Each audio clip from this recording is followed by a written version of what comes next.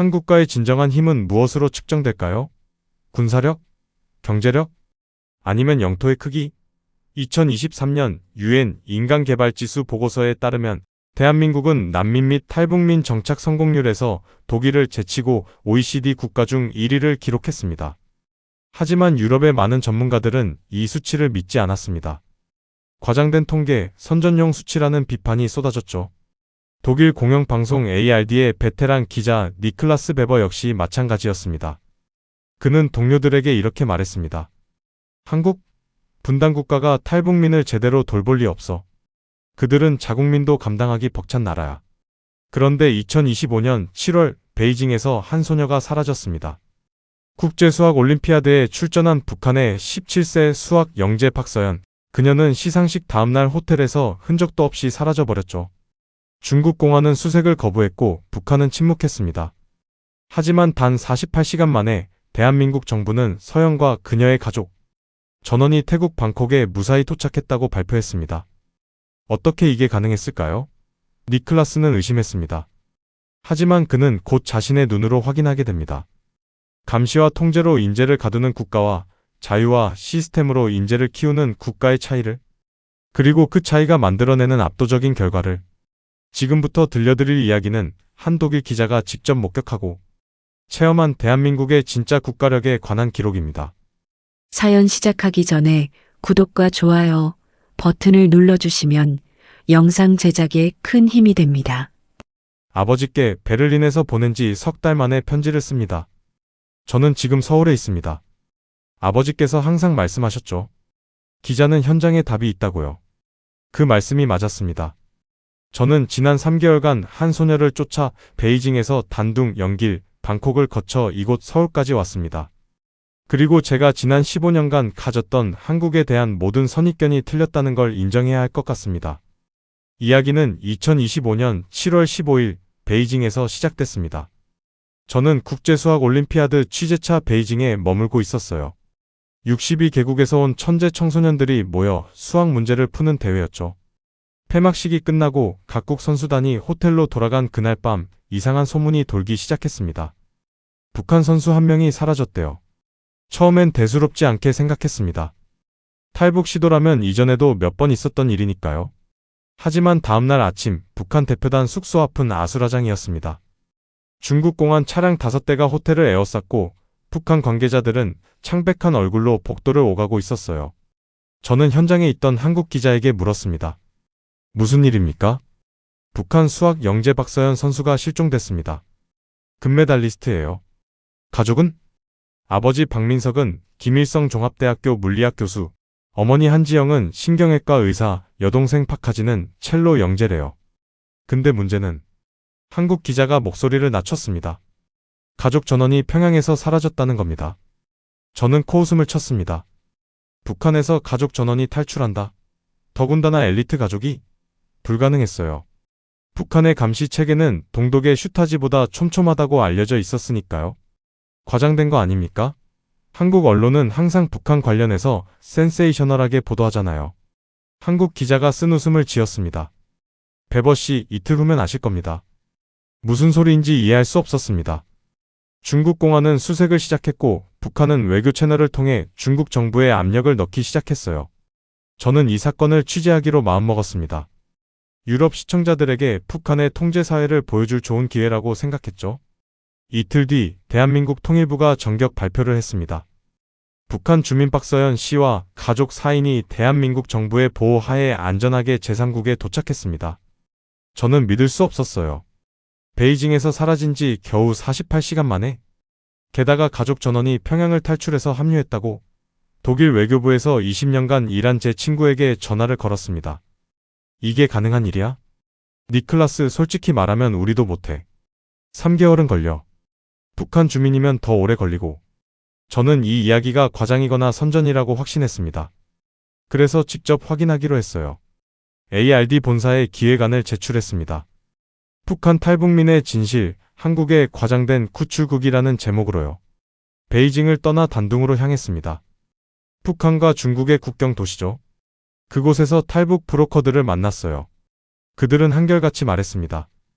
요즘 한국 정부가 움직이면 정말 빨라요.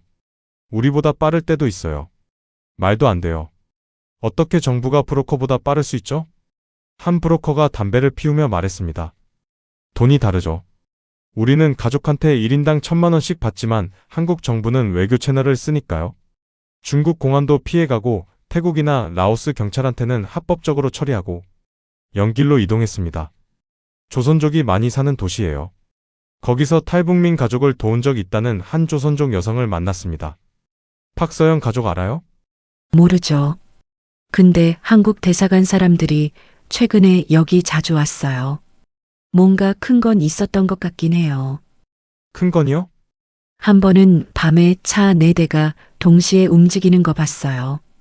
다 검은색 승용차였고 번호판이 외교 차량이었어요. 실마리가 보이기 시작했습니다. 저는 태국으로 날아갔습니다. 대부분의 탈북민이 태국을 경유해 한국으로 간다는 정보를 입수했거든요. 방콕의 한 작은 경찰서를 찾아갔어요. 통역사를 대동하고요. 한 달 전쯤 북한 사람 4명이 여기 온 적이 있나요? 경찰관이 고개를 끄덕였습니다. 있었죠. 한국 대사관에서 사람들이 바로 왔어요. 서류 다 준비되어 있었고 변호사도 같이 왔더라고요. 얼마나 걸렸습니까? 접수부터 출국까지? 나흘이요. 나흘. 저는 충격을 받았습니다. 독일 같으면 최소 2달은 걸리는 절차예요. 난민 지위 심사, 신원 확인, 건강검진, 법률 검토 이 모든 게 나흘 만에 끝났다는 겁니까? 가족들 상태는 어땠나요? 처음엔 무서워하더라고요. 근데 한국 사람들이 와서 통역하고 음식 가져다 주고 의사도 데려왔어요. 매일 와서 확인했죠. 매일요? 네, 아침 10시, 저녁 6시 정확했어요. 경찰관이 웃으며 말했습니다. 우리도 놀랐어요. 보통 난민들은 몇 주씩 여기 갇혀 있거든요. 근데 한국 사람들은 시스템이 있더라고요. 서류 목록 주고 절차 설명하고 변호사랑 의료진 다 데려오고 저는 한국 대사관으로 향했습니다. 영사과 직원을 만나 인터뷰를 요청했어요. 박서영 가족건에 대해 여쭤보고 싶습니다. 개인정보라 자세히는 말씀드릴 수 없지만 저희는 해외 국민보호 매뉴얼에 따라 움직입니다. 매뉴얼이요?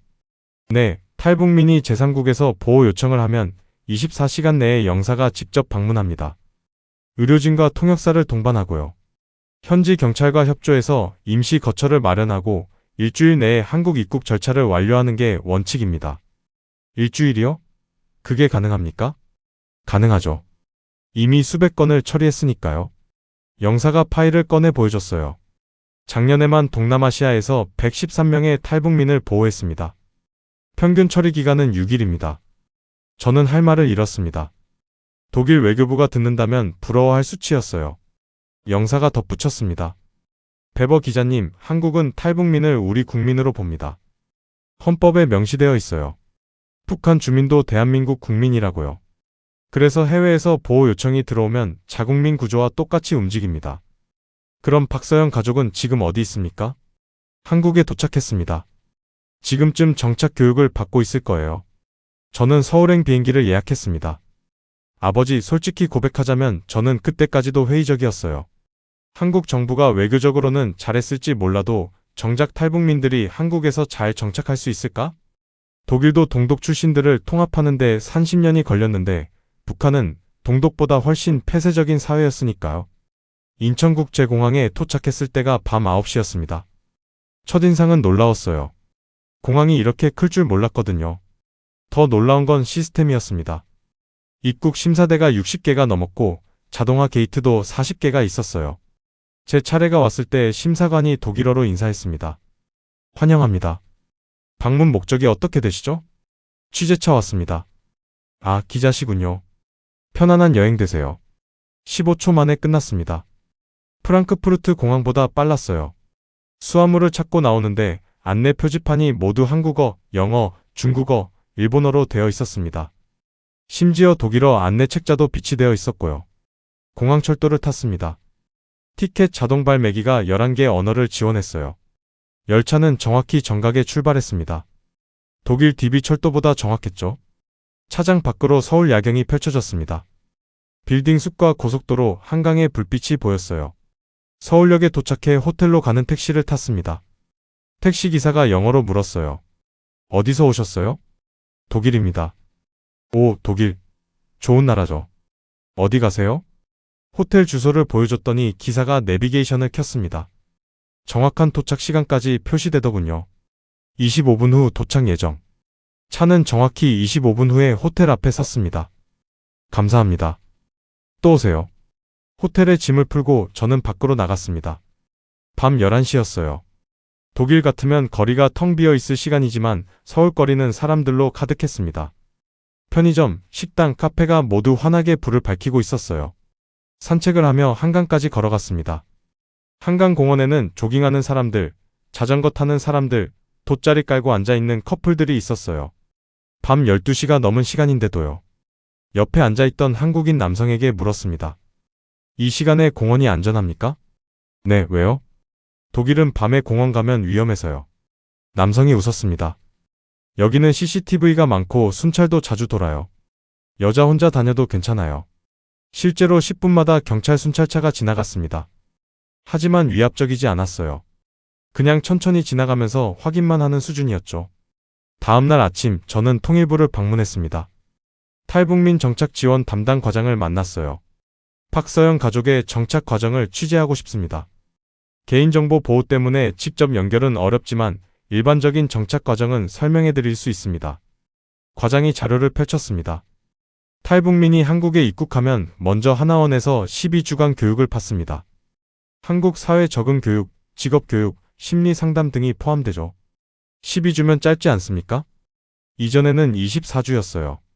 근데 현장 피드백을 받아보니 너무 길면 오히려 사회 진입이 늦어진다고 하더라고요. 그래서 집중 교육으로 바꿨습니다. 과장이 다음 페이지를 넘겼어요. 하나원 수료 후에는 정착금이 지급됩니다. 1인당 700만원에서 1000만원 정도죠. 주거 지원도 받고요. 국민임대주택을 우선 배정받습니다. 취업은요? 취업 지원 프로그램이 있습니다. 직업훈련 바우처를 주고 취업 성공 시 기업의 인센티브도 지급해요. 탈북민 고용기업은 세제 혜택도 받고요. 의료는요? 기초생활수급자 수준의 의료 지원을 5년간 받습니다. 심리상담도 무료고요. 교육은요? 대학 입학 특례가 있습니다. 특히 영재의 경우 장학금도 지원돼요. 과장이 미소 지었습니다. 박서연 양 같은 경우는 수학 영재니까 아마 서울대나 카이스트에서 러브콜이 왔을 겁니다. 전액 장학금에 연구비 지원까지요. 저는 놀랐습니다. 난민을 받아주는 수준이 아니라 인재로 키우겠다는 의지가 보였거든요. 가족 구성원 각자에 맞춘 지원도 하나요? 당연하죠. 아버지 박민석 씨는 물리학 교수셨으니까 대학 연구소 연계를 도와드리고 어머니 한지영 씨는 의사 면허 취득 과정을 지원합니다. 여동생 박하진 양은 첼로 영재니까 예술학교 입학을 돕고요. 시스템이 아주 세밀하네요. 20만 명을 받아본 노하우니까요. 20만 명이요? 네, 분단 이후 지금까지 탈북민이 3만 4천 명 정도 입국했습니다. 그중 20만 명 이상이 성공적으로 정착했어요. 저는 고개를 끄덕였습니다. 숫자가 거짓말을 하지 않는다는 걸 알았죠. 통일부를 나와 서울대학교로 향했습니다. 수학과 교수 한 분과 약속이 잡혀 있었거든요. 캠퍼스는 넓고 깨끗했습니다. 학생들이 자유롭게 오가고 도서관은 24시간 개방되어 있었어요. 교수 연구실로 들어갔습니다. 베버 기자님 환영합니다. 감사합니다. 박서연 양에 대해 들으셨나요? 물론이죠. 베이징 올림피아드 금메달리스트잖아요. 저희 학과에서 이미 장학생으로 받기로 결정했습니다. 어떤 지원을 하시나요? 전액 장학금, 기숙사 제공, 연구비 월 100만원 지급, 그리고 제가 직접 지도교수를 맡을 예정입니다. 왜 그렇게까지 하십니까? 교수가 잠시 생각하더니 말했습니다. 인재는 국가의 미래니까요. 서연 양 같은 학생은 10년 후 한국 수학계를 이끌 사람입니다. 지금 투자하면 나중에 100배로 돌아와요. 북한 출신이라는 게 문제되지 않나요? 전혀요. 능력만 있으면 됩니다. 우리 연구실에 이미 탈북 출신 박사과정 학생이 2명 있어요. 둘 다 SCI 논문 썼고요. SCI요? 세계적인 학술지죠. 한국 학생들도 쓰기 어려운 저널인데 탈북 학생들이 해냈어요. 교수가 컴퓨터를 켜서 논문을 보여줬습니다. 이 학생은 북한에서 중학교밖에 못 나왔어요. 한국 와서 검정고시 보고 대학 들어가고 지금은 박사 논문 쓰고 있죠. 내년에 미국 MIT에서 박사 후 과정 제안이 왔어요. 저는 숨이 막혔습니다. 한 사람의 인생이 완전히 바뀐 거였어요. 북한에 있었으면 절대 불가능했을 일이죠.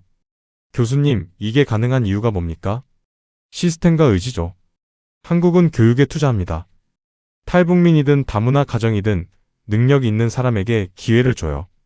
그리고 한번 기회를 주면 끝까지 책임집니다. 연구실을 나와 카페에 앉았습니다. 캠퍼스 한가운데 있는 카페였는데 학생들이 노트북을 펴놓고 공부하고 있었어요. 벽면에는 취업 공고, 학회 안내, 공모전 포스터가 가득했습니다. 옆 테이블에 앉은 학생에게 말을 걸었습니다.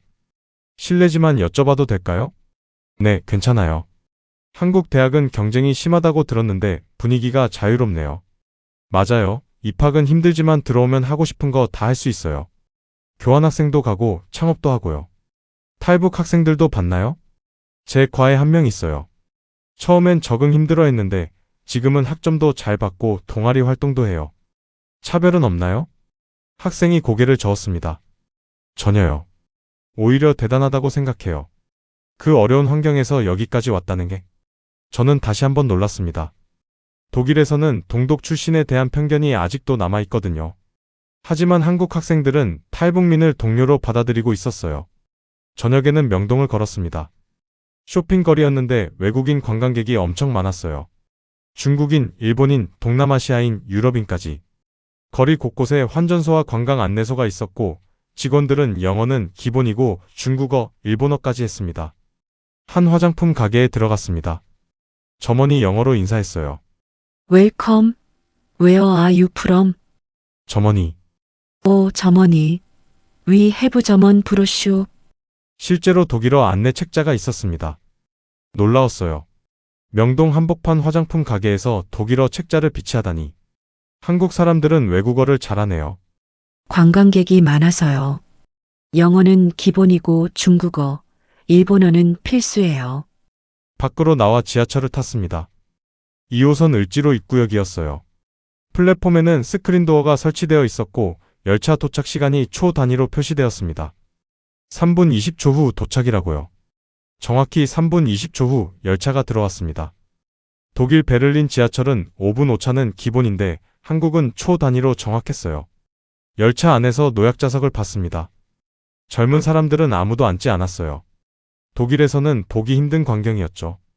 자리가 비어 있어도 노약자석은 비워두는 문화. 숙소로 돌아와 노트북을 켰습니다. 오늘 하루 본 것들을 정리하기 시작했어요. 공항의 효율성, 밤길의 안전함, 대학의 지원 시스템, 대중교통의 정확성, 사회적 배려. 이 모든 게 우연이 아니었습니다. 시스템이었어요. 다음 날 저는 카이스트로 향했습니다. 대전에 있는 한국의 대표 이공계 대학이죠. KTX 고속열차를 탔는데 시속 300km로 달렸어요. 차장 밖으로 농촌과 도시가 번갈아 나타났습니다. 카이스트 캠퍼스는 광활했습니다. 최첨단 연구동들이 즐비했고 학생들은 자유롭게 실험실을 오갔어요. 전기전자공학과 교수를 만났습니다. 한국의 연구 환경은 어떻습니까? 세계 최고 수준입니다. 정부가 연구개발에 GDP의 4.5%를 투자하거든요. 이스라엘 다음으로 높은 비율이죠. 탈북 학생들도 연구에 참여하나요? 물론이죠. 능력만 있으면 출신은 상관없어요.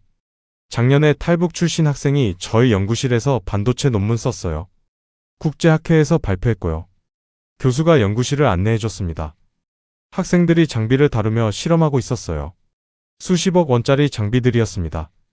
학생들이 이런 장비를 자유롭게 쓸 수 있나요? 네, 훈련받으면 누구나 쓸 수 있어요. 한국은 인재에게 투자하는 걸 아끼지 않습니다. 대전을 떠나 서울로 돌아왔습니다. 저녁에는 이태원을 걸었어요. 외국인들이 많이 사는 동네라고 들었거든요. 실제로 거리에는 다양한 국적의 사람들이 있었습니다. 미국인, 유럽인, 아프리카인, 중동인. 한 레스토랑에 들어갔습니다. 주인이 한국인이었는데 영어가 유창했어요. 독일에서 오셨어요? 저도 독일 갔었어요. 민헨이요. 언제요? 작년에 여행으로요. 맥주 축제 갔었죠. 음식을 먹으며 대화를 나눴습니다. 한국은 외국인에게 개방적인가요? 요즘은 많이 좋아졌어요. 예전엔 단일 민족 의식이 강했는데 지금은 다문화 사회로 가고 있죠. 탈북민은요? 처음엔 적응 힘들어하지만 시간 지나면 잘 살아요. 제 친구 중에 탈북민 있는데 지금 회사 다니면서 잘 살고 있어요. 한 주일이 지났습니다. 저는 박서연 가족을 직접 만날 수는 없었지만 그들이 받을 지원과 시스템을 모두 확인했어요. 그리고 비슷한 상황의 탈북민 가족 몇 명을 인터뷰할 수 있었습니다. 한 탈북민 여성을 만났어요. 30대 후반으로 5년 전에 한국에 왔다고 했습니다. 처음에 어땠어요? 무서웠죠. 모든 게 낯설었어요. 사람들이 빨리 걷고 빨리 말하고 모든 게 빠르더라고요. 적응은요?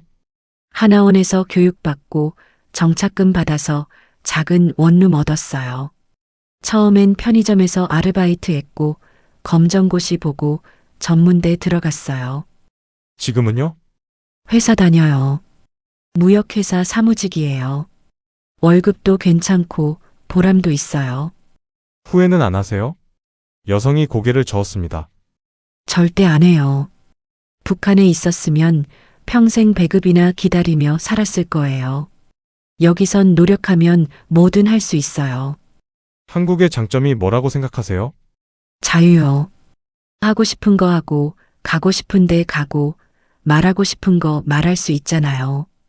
그게 얼마나 소중한 건지 북한에 있던 사람들은 알아요. 또 다른 탈북민 남성을 만났습니다. 40대 중반으로 북한에서 교사했다고 해요. 한국의 교육 시스템은 어떻게 보세요? 놀라웠어요. 북한은 주입식이거든요. 외우고 암송하고 그게 전부예요. 근데 한국은 토론하고 질문하고 스스로 찾아요.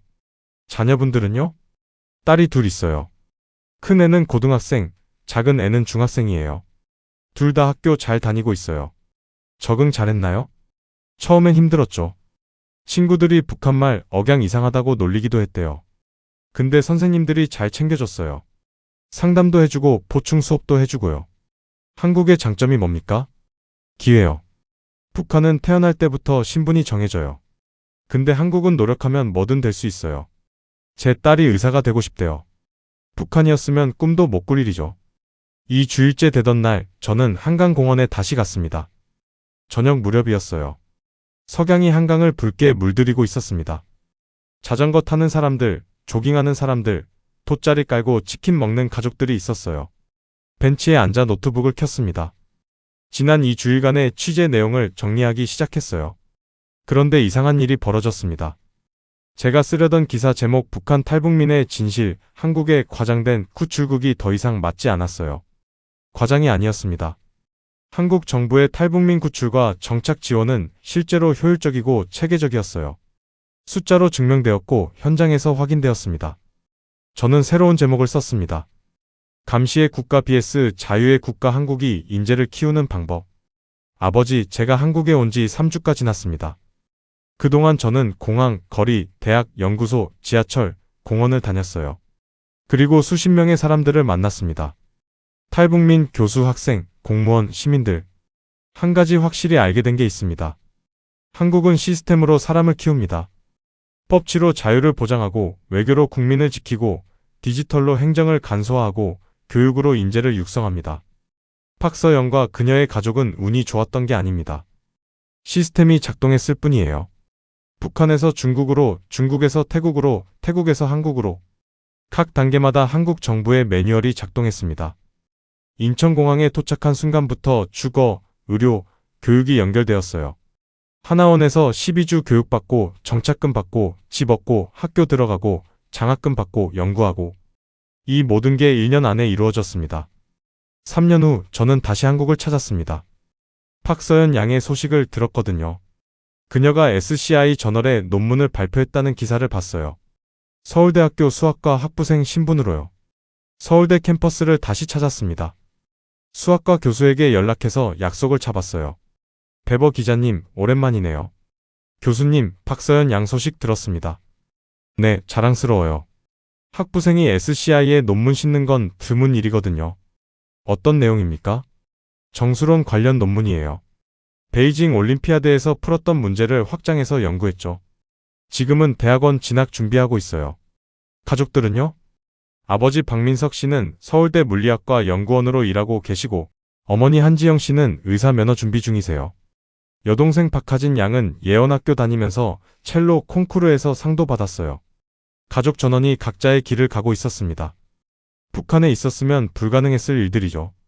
교수님, 한국의 힘이 뭐라고 생각하세요? 교수가 창밖을 보며 말했습니다. 사람을 믿는 거죠. 한국은 인재에게 투자합니다. 출신이 어디든, 과거가 어떻든 능력 있으면 기회를 줘요. 그리고 그 기회를 시스템으로 뒷받침합니다. 캠퍼스를 나와 한강으로 갔습니다.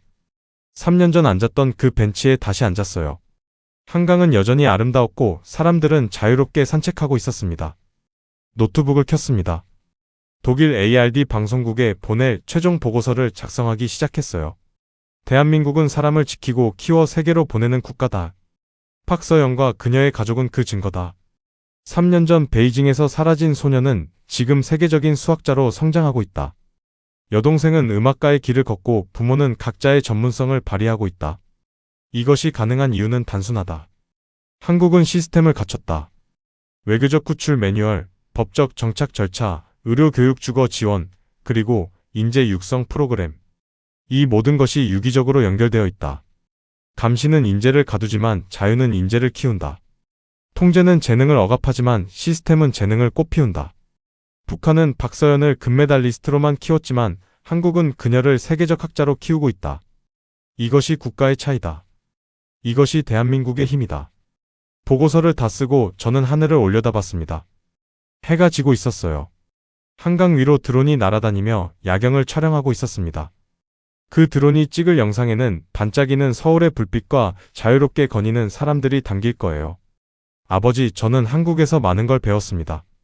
국가는 국민을 통제하는 게 아니라 보호하는 거라는 것, 자유는 선언이 아니라 시스템으로 구현되는 거라는 것, 그리고 인재는 환경이 만든다는 것. 독일로 돌아가기 전날 밤, 저는 명동 거리를 마지막으로 걸었습니다. 거리는 여전히 밝았고 사람들은 웃고 있었어요. 편의점에서 커피를 사들고 길을 걸었습니다. 자유의 커피라고 생각했어요. 밤 11시에 편의점에서 커피를 사서 거리를 걷는 이 자유. 누군가에게 감시당하지 않고 통제받지 않고 그냥 자유롭게 걷는 이 순간. 박서연도 지금 이 자유를 누리고 있을 겁니다. 밤늦게까지 도서관에서 수학 문제를 풀고 친구들과 카페에서 수다 떨고 한강에서 산책하고 북한에서는 상상할 수 없었던 일상들. 인천공항으로 가는 공항철도 안에서 저는 마지막 문장을 썼습니다. 코리어 빌즈 피펄.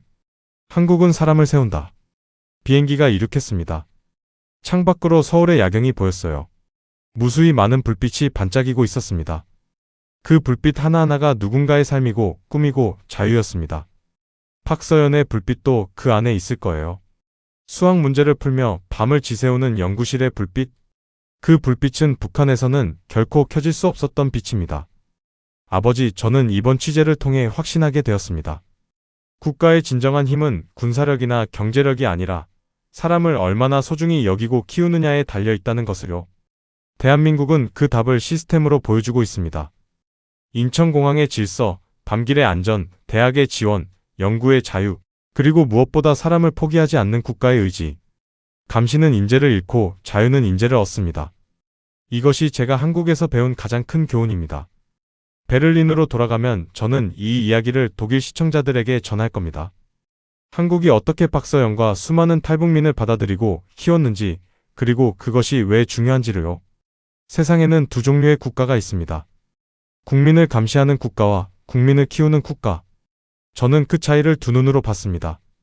대한민국, 당신은 사람을 키우는 나라입니다.